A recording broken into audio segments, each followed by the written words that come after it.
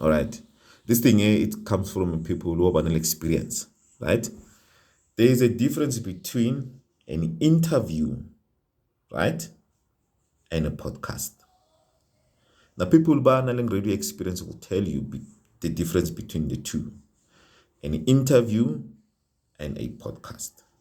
Now, the so-called trending thing here, the podcast. Again, so correcting your podcast must be running without visitors and guests. If your podcast, so-called podcast, can run without the guest, then it's a podcast. But if your so-called podcast cannot run without the guest, then it's not a podcast, it's any interview. There's a difference between an interview and a podcast. A podcast must run without a guest. And a podcast has its own genre topic that speaks about. I see free for all.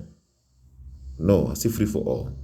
Now, when you design your podcast or you want to be a podcaster or get into a podcast, make sure that you design a podcast that can do episodes without the guests.